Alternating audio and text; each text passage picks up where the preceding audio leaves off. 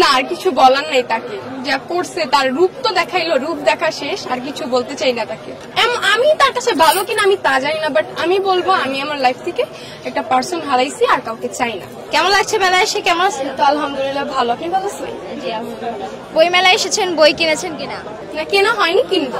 Boyfriend আসেনি আপনার সাথে, আপনাকে একা দেখতে পাচ্ছি। না না না, এগুলো বয়ফ্রেন্ডের কথা জিজ্ঞাসা করতে এভাবে হেসে দিলেন, তার কারণ কি? আমি অনেক হাসতে পছন্দ করি, আমি অনেক হাসাহাসি করি, তাই।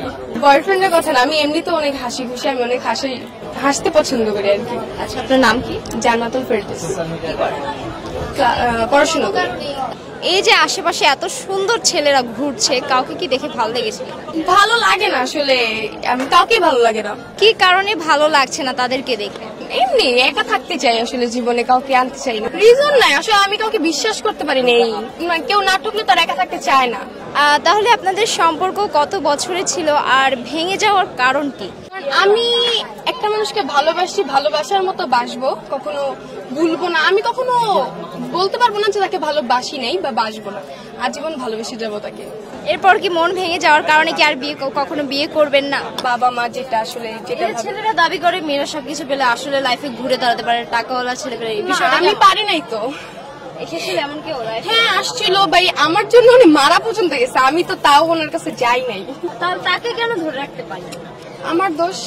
আপনার দোষ? সব আমারই দোষ, কারণ মানে যখন যা বলছে তাই করছিলাম, তো নিজের দোষের কারণেই হারাইছি। হ্যাঁ, বিয়ের জন্য না। আর স্বপ্ন দেখাবে, স্বপ্ন দেখানো শেষ, চলে যাবে। ভালো থাকার জন্য কিছু বলেন।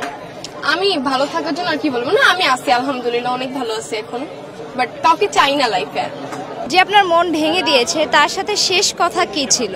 শেষ কথা ছিল অনেক বিশ্বাস করছিলাম তোমাকে, আমার বিশ্বাসটা ভেঙে দিছো। এই আসলে সে যদি ভিডিওটা দেখে, তার কি আসলে আপনার জন্য মন গলবে কিনা? না না, মন যদি গলার হয়তো গলতো, বাট কিছু বলার নেই তাকে, যা করছে তার রূপ তো দেখাইলো, রূপ দেখা শেষ, আর কিছু বলতে চাই না তাকে। এই যে আমরা একটা ভালোবাসার প্রমাণ দেখলাম, সত্যিকারের ভালোবাসার, এটা একটু বড়, এর থেকে আর কি হতে পারে? সে তাহলে লাইফে একজন ভালো মানুষকে হারালো। আমি তার কাছে ভালো কিনা আমি তা জানি না, বাট আমি বলবো আমি আমার লাইফ থেকে একটা পার্সন হারাইছি, আর কাউকে চাই না।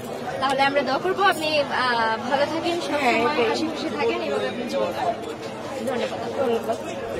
দর্শক, আমরা দেখতে পেলাম আপুকে প্রশ্ন করা মাত্রই আপু খুব আবেগঘন মুহূর্ত কাটাচ্ছেন বা আবেগঘন হয়ে গেছেন। আমরা তার জন্য আশা করব যাতে পরবর্তী যে ভবিষ্যৎ জীবন আছেন, যে তার মন ভেঙে দিয়েছে, যে শূন্যস্থানটি তার রয়েছে, সেই শূন্যস্থান পূরণ করার জন্য একজন মানুষ আসুক, যে সঠিক মানুষ সারা জীবন পাশে থাকবে, এই প্রত্যাশা আমাদের।